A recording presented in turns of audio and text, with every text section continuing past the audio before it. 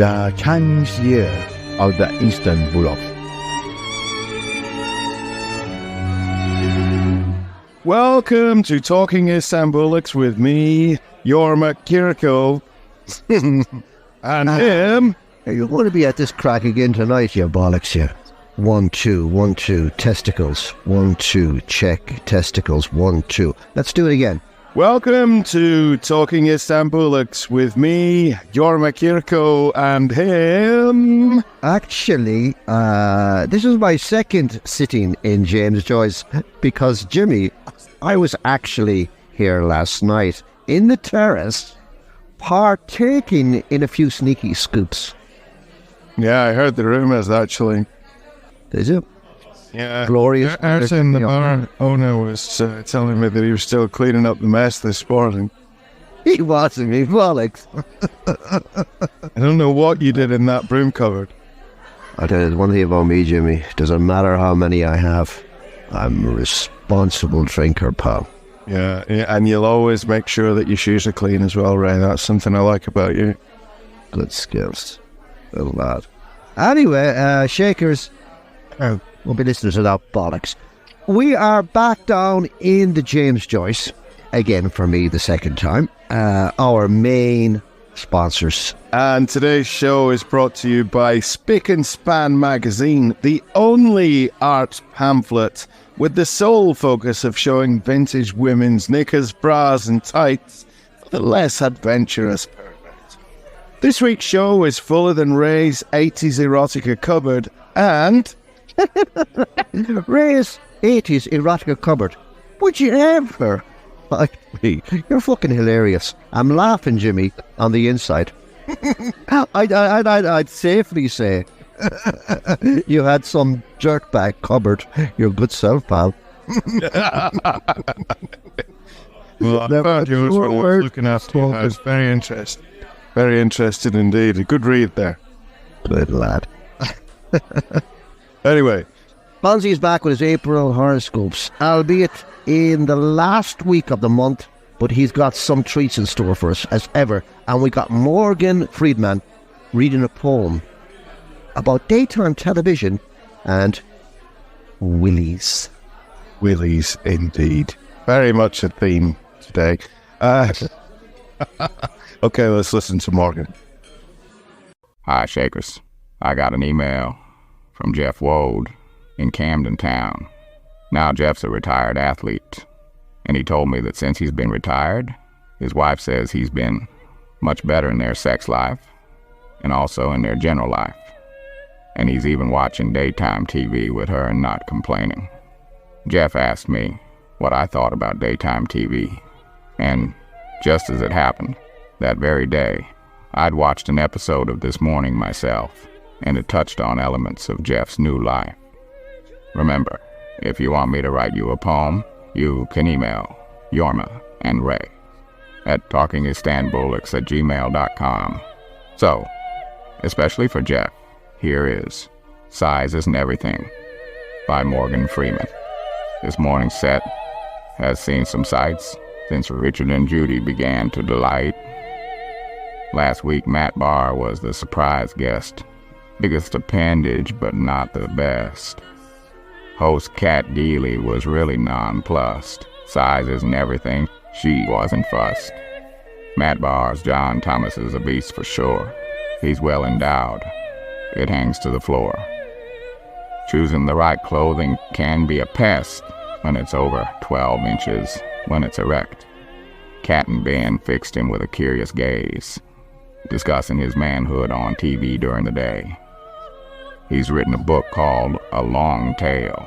They may even serialize it in the Daily Mail. 12 inches long and 3 inches wide. A boner on the bus would be hard to hide. He's made his name just because of his tool. Do I resent him or think he's cool? Co-host Ben Shepherd appeared to be scared, pointing out knobs this size are quite rare. Matt whipped out a ruler of 12 inches. It's bigger than this. The cameraman flinches. The interview only has one dimension.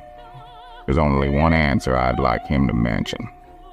Ask him if this is his only talent on earth, having a dick that's as big as a Smurf. What of kindness, talent, or even wit? Frankly, I think this man's a bit of a tit. Watching him now, I'm really bored. I beat him hands down with my Academy Awards. I thought it was actually the other way around. Size doesn't matter. But good old daytime TV, Jimmy, very Oh, much... that's what we were calling it. Size doesn't matter. Size does matter. Daytime TV, Jimmy, very geared, like I said, toward the housewife. Touching on actually almost every goddamn topic you can think of. Richard and Judy. Would be the pivotal one, wouldn't it? Yeah, indeed. But I mean, that guy, Jeff Wood, is now better in their general life and in their sex life and all that. He's enjoying the daytime TV as well now, isn't he? I hate that shit. It really, it's easy to watch when you've got, you're feeling a bit sick and you're off and you don't want to sleep and you just want something easy on, but it really, really, really, I don't know how anybody can watch that kind of crap day and day. Utter scutter from the gutter, Jimmy. Back to that old, I loved the old John Thomas, well endowed, hangs to the floor, pal. Matt Barr. Yes. That was on this morning last week, actually. I can believe it is. Were you watching it, Jimmy? No, I wasn't watching it, no. But Morgan told me about it, partly read about it in the Daily Star. Got the old last word in, though, there near the end, though. I beat him hands down with the old Academy Awards. Yes. I mean, gentlemen listening out there, really, you need to be aware of the fact it really doesn't matter what the size of your appendage is. There is the old line, it's not what you've got, it's where you stick it, etc., etc. But ultimately... Did you stick it, Jimmy? Did you stick it in the YouTube? No, not yet. I've not stuck it in the YouTube. You kind of stole my thunder. Stick it there, right? Stick it in there, Jimmy, yeah? Well, I might do. See how that goes. Because, we're all going to be up for the old hits, likes, comments and shares on that. Yeah. Actually, the poem we did last week... God, I was going to say something funny, Ray, and I forgot what it was when you cut me off then. Never mind. Never mind. Let's carry on talking about YouTube. Morgan's poem from last week. God, I can't remember which one was it. Or was it the week before? The one about going fishing. We've got just shy of 500 views on YouTube at the minute. I checked it 5 minutes before we went on. I think we were on 489 or something like that. So it would be great if you're listening to this show right now, if you can go onto the Talking Istanbulic's YouTube page. Have a look at the videos. Caden Stokes is a very popular one at the minute. How long are we up on the YouTube platform now? A month? I opened it probably in about December, but I didn't really take it very seriously till then. So, have a look at those videos if you've not done yet. I've got a few of them that have got a few hundred, but they're not necessarily the best. Some of the ones that have only got 20 on are worth looking at. Have a look at the Russell Crowe gladiatorial love video. I think that's actually the one I like best. But yeah, so as Ray said before, these sketches are going to be coming up. We're probably going to be doing a live show on there at some point as well. But at the minute, we're just testing out the water. But yeah, please subscribe. The number of subscribers is going up a little bit. Please subscribe. Add comments to the videos. It's no use just watching. Don't be a silent stalker. So if you watch something, if you listen to something, if you read our Facebook posts, click like on it. Make a comment. It helps. Get your finger out, Shakers, and give it some for the lads. God bless you all. Get your finger out. Yes, exactly. That's what you need to do. Yeah. Anyway, have a look at some of these videos. They're always good for a 3-minute giggle, as the actress said to the bishop. Yes, good. Celebrity.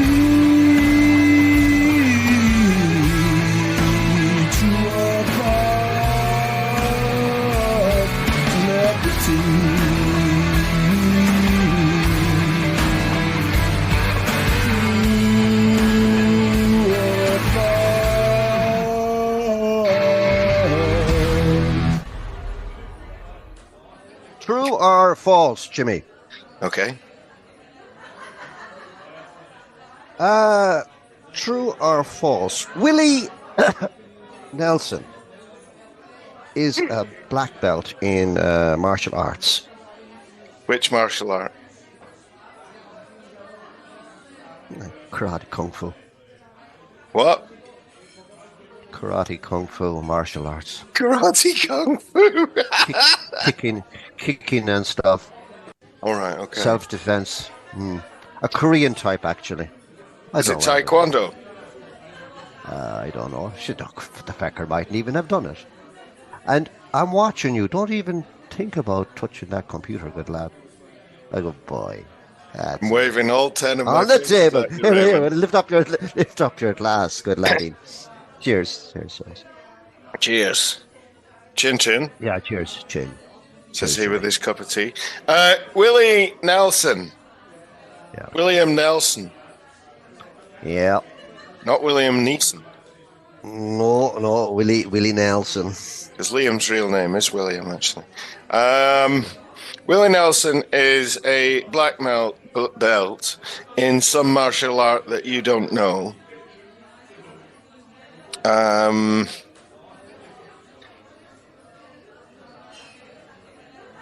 What do I think about the answer? Let me tell you a little story about that.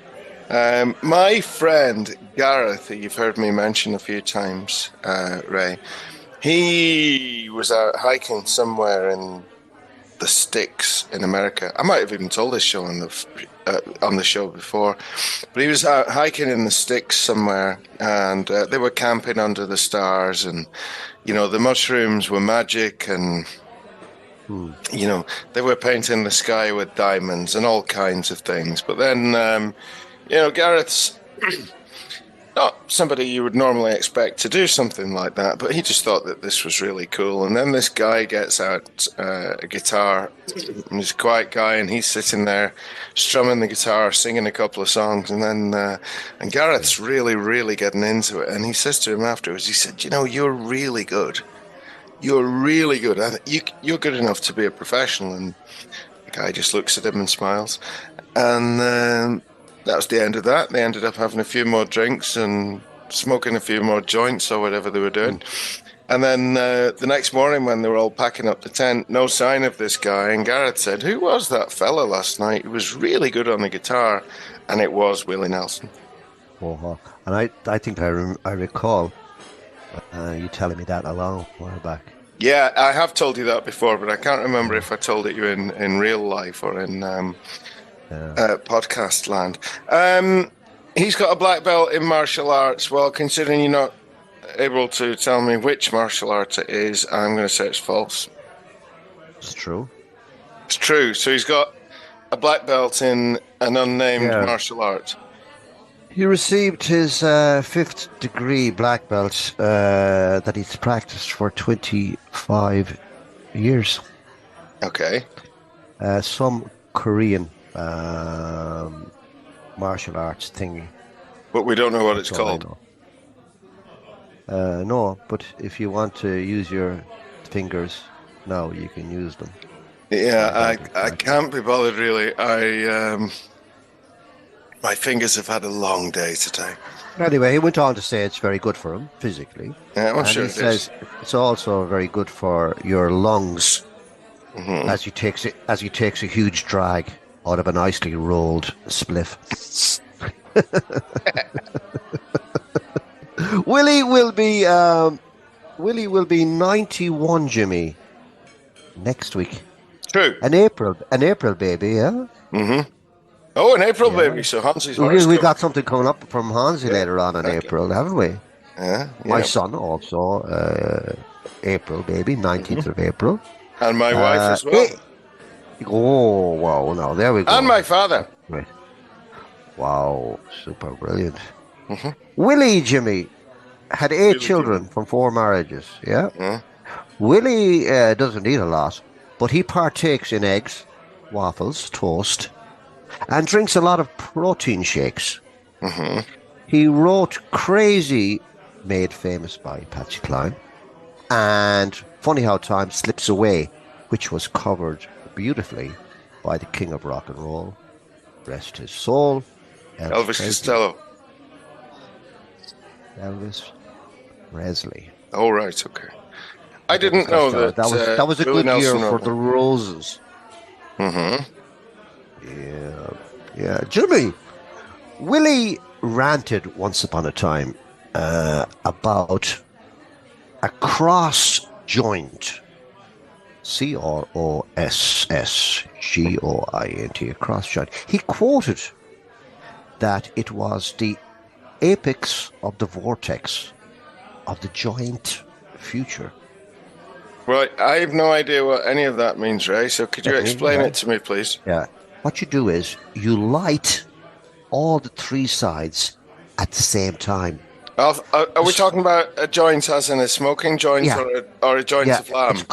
A cross joint that you smoke, you bollocks. I thought you meant a leg of lamb that you kind of crossed it, to let the... No, it's not. And he went on to explain. He said it was the apex of the vortex of the fucking joint future. You light all the three sides, he said. Right. He says, right? The smoke converges, Jimmy, creating a trifecta of joint smoking power. Wow. It's simply what your grandchildren will be smoking in the future, he said. Purely sexual, Jimmy, for a better word. Where he went on to ridicule Roofies and Baileys. Did he? As a Nancy boy, vanity alternative, Jimmy. More suited for puffs. He said more suited for puffs. So put that in your pipe. Are we meaning puffs of cigarettes, or are we using homophobic slurs again? Slurs. So I'm trying to work out about this. So he reckons that this kind of strangely triangular, three-headed joint... A trifecta. What do you call it? A trifecta of joint smoking trifecta. Power. Yeah, all right. It creates a trifecta. Yeah, that three-sided, yeah. Okay. Detail, I'd say, Jimmy. Right, I didn't really know what a trifecta was anyway, but I knew it was something to do with three. I wondered if it was one of those bikes with three wheels. But, right, I'm just trying to work this out. So he reckons that it gives you, so Willie gets the horn, does he, when he smokes these, and he reckons it's better than Roofies and Baileys. Well, he reckons that Roofies and Baileys is, what did I say it was again? He said a Nancy boy vanity alternative. Really? For puffs. Really? Yeah. Now, I'm trying to think about Shame on him for saying that. Well, yes, absolutely. That's the last time I buy one of his records. So I'm trying to work this thing out. I could Google it, but I really, really couldn't be arsed. So you've got, in effect, a three-headed kind of triangular type of joint. Where do you inhale from? Well, how the fuck would I know? I've never tried one in my life. Let's use your imagination. All right. Let's ring up Willie. Okay, so which website did you copy and paste this off then, Ray? Might be a better question. It was just off the cuff. I'm glorified in bullshit, you know? Yes, indeed.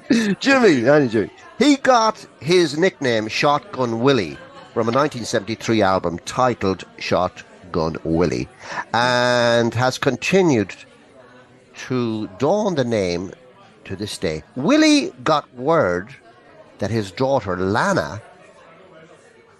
I'm still laughing at keep saying the word Willie, to be quite honest. Yeah, really.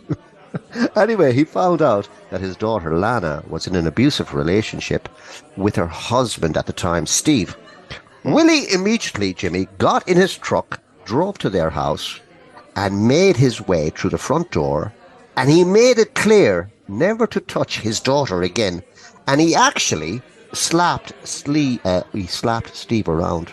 Plus, he had his M1 rifle and shotgun in his truck, and later went outside and shot his car and the tire and the nickname and the legend of Shotgun Willie was born. Is that right? Yeah. He sounds quite an aggressive type, doesn't he? He sounds very different Willie. from the person my friend met on the Magic Mushroom trip. Will we call him William? I think we should do with behaviour like that, really, shouldn't we? Mind you, Willie, obviously, Anyway. Willie thinks he's hard. So Yeah. a new low, as our friend Jeff McGuire would say. You're pulling me, Willie.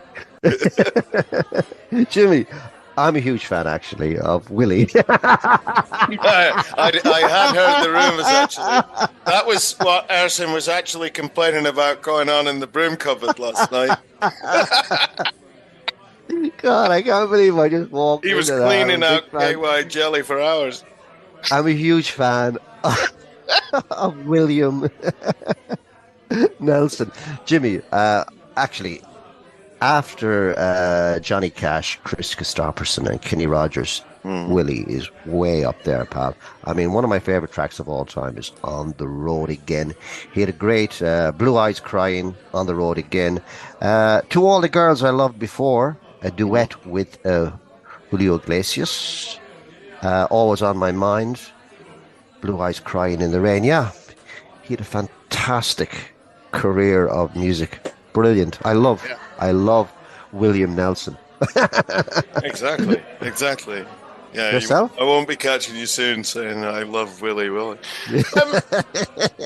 Within reason. I mean, I would say if those kind of country kind of singers, Johnny Cash would be the one that I would know best and would be the most likely to sing karaoke to, I have to say. Great mates. Also, Yeah. Willie and Lord have Mercy on Johnny Cash. He's a great guy. I mean, 91, 92. Mm-hmm. That guy's going to live forever. I reckon might he'll do a Kirk Douglas on it. Yeah, he might do. Hopefully. Who's he? Kirk Douglas. Yeah. Michael Douglas's father. He's dead. All right, okay. Who's Michael Douglas? Michael Douglas. He was a great old DJ, wasn't he? Was he? He was. Yeah. He wasn't. He's an actor. A thespian. He also liked Willie Yeah. Nelson. Wow. You can never tell with these actor types, can you? Yeah, it's exactly. Hosey, hosey, hose, Scooby, hosey, hosey, time. Hosey, horoscope, isn't it short? How's it, folks? If your birthday's landing in April, you're in for a yawl. Unless, of course, you end up in some bizarre and totally canoeing mishap and end up having to slurp pap through a straw like my mate Sipo. Yeah, he's got stories, that one. Now, if you're wondering about your star sign, born in April, you were almost certainly born in the mix of the Caries and Taurus. It's not so much cock and bull as sheep and bull, as Caries means rams and Taurus are bulls in Greek. As we are restricted by budgetary constraints, we cut to 12 individual horoscopes. We have combined both star signs in all 12 months to cover costs. So for today, birthday babies, let's call you all Taurian rams, for now. A blend crafted by the great minds of astronomy, because let's face it, trying to blend lions with crabs or Sagittarians with Capricorns just ends up being a massive pain in the ass. So, let's delve into your birthday horoscope, especially if you're a Taurian ram. The past few months may have thrown you some quiet but internal challenges. That could mean intestinal problems, or it could mean problems in your own home. The home is your sanctuary, but there are many minor challenges, from losing the remote control, getting divorced, or finding a rat in your kitchen, and you may well be asking yourself, what are you going to do? You're going to fix that rat. That's what you're going to do. As the first sign of the zodiac, Caries and Taurus symbolize new beginnings and the raw energy of life itself. You have fearless leadership and boundless courage and are not frightened to take risks. This could also be in the area of horse racing. Regular listeners will know that I often offer psychic racing tips to birthday boys and girls, but this month, as it's my birthday too, I'm going to share a hot tip for you all. The Grand National in England is the world's biggest horse racing event held in Liverpool. I've looked into my crystal balls and can predict that for anybody out there with a gladiatorial spirit, there's a beautiful bay gelding trained by my good friend W.P. Mullins. If you don't know what the gelding is, it means a horse that's had its knackers cut off, or to use a technical term, a vibrato. The odds are 12 to 1, And if you wish to place the bet through me to avoid the tax man, that can mean you put on £12 and when, not if, he wins, you get your stake back in full and an extra £1. So you walk away with 13 whole pounds. You might not think this would buy you more than a pack of smokes, so I suggest you place a larger bet of maybe £12,000, and that way you'll make £1,000 in profit. And you can take your missus on a romantic holiday, or maybe tell your wife you're on a business trip and take the mistress instead. You can contact me on free phone 0800 1111 or email me at talkingistanbullocks@gmail.com if you feel lucky. With Mars, the cosmic warrior, doing his retrograde thing through your turf, and I am Maximus, sure to romp home this month, where, if you find yourself alone, riding in the green fields with the sun in your face, do not be troubled, for you will find your freedom. In the meantime, happy birthday to all you April shakers, whenever your big day may be. And if you're sharing your birthday month with the likes of James Earl Ray, the man who voiced Darth Vader in Star Trek, famous actor Jack Nicklaus, who's still shining at 87, and although he's been pushing up daisies for over 200 years now, King Henry IV of England. Cheers to you all, legends.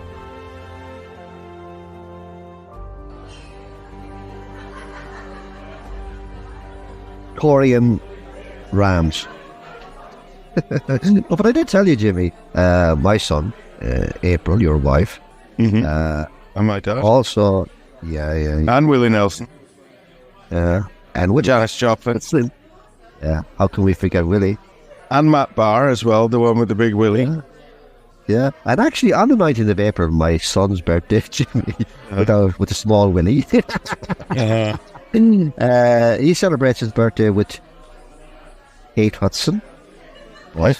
One of my favourites. Also, he was in Home Alone. Tim Curry. All right, okay. But there's so many famous birthdays. Even Al Pacino's birthday is April. Yeah, it's Really? full of big celebrities. Yeah. I like the nice reference, Jimmy, in there from the Brummy band UB40.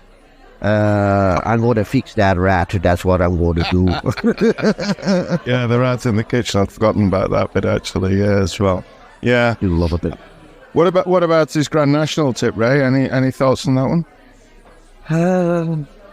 Not a great man for the GGs, Jimmy. Never was, really. Yourself, any tips? Well, to be honest, I was a bit annoyed with him on that one because it was a very, very, very, very good tip, actually. I'm not quite sure of his 12-to-1 profit sharing scheme, but yeah, I think my only concern when you do April horoscopes at the end of the month rather than at the beginning is making predictions of a horse race that happened 2 or 3 weeks ago, so I have no idea whether he said that before the race or not, but you can never tell with Hansi, can you? Exactly. At least he's clocking up appearances again after a little stay in Robben Island. Yeah, welcome back, Hansi. Welcome back, pal. Yeah, didn't do too badly. He'd not mentioned anything rude for a while, actually. Oh, he's not like you, Jimmy, is he? I've not said anything rude. It's you that's been talking about Willies and KY Jelly and Roofies and Baileys. Whatever else you were getting up to in that little closet. And moving along nicely, Shakers. Black Milkshake, best post of the week. Host of the week this fine Thursday, Jimmy, comes in from Arse Ticklers Fan Club, Istanbul. What are they called? Arse Ticklers Fan Club, Istanbul. I'm not saying anything. No. I speak to my solicitor. In theory, theoretically speaking, Jimmy, in my life, all I have to offer is a great big smile and a convincing line of bullshit. So, Jimmy, we're going to let this one slide, okay? A husband and a wife are waiting at the bus stop. Yeah? True. With their 11 children. A blind man joins them after a few minutes. When the bus arrives, they find it overloaded, and only the wife and 11 kids are able to fit onto the bus. So the husband and the blind man decides to walk. After a while, the husband gets evidently perturbed, Jimster, by the ticking of the stick of the blind man as he taps it on the footpath. And he says to him, "You know, if you put a piece of rubber on the end of your stick, I wouldn't have to listen to that tapping." The blind man replies, If you would have put a rubber at the end of your stick, we wouldn't be on the feckin' bus now, pal." Ever so subtle. Oh, brilliant. Brilliant. More Willie jokes, of course. Well, that's game over for this episode. Next week, Ray and I will be 69ing our 69th episode, and Liam Neeson is back talking about a new rom-com that he's working on, as well as Morgan and other bits of tomfoolery. And Shakers, please don't forget to pass the show on to a friend, post it on Facebook, and subscribe to the YouTube channel, please. We'll also be doing a podcast on there in early summer. You better believe it. Yeah, keep those poetry requests coming in and Kiss and Tell stories coming in to talkingistanbulics@gmail.com. Million thanks for your support, Shakers. And please, if you enjoyed the show, well, as always, you know what to do. Oh, this is you. Special thanks, Shakers, to Spick and Span magazine, Hansi Curly, not forgetting Ars Ticklers fan club. Of course. Mark E. Ray's extensive collection of jazz mags, and of course, Eamon McAndrew. See you next week, Shakers. Good skills. Talking Istanbulics comedy podcast was brought to you by Ray Mack and Yorma Kiriko and was produced by James Kirk. No animals or copyright were violated during the making of this podcast. Talking Istanbulics 2024.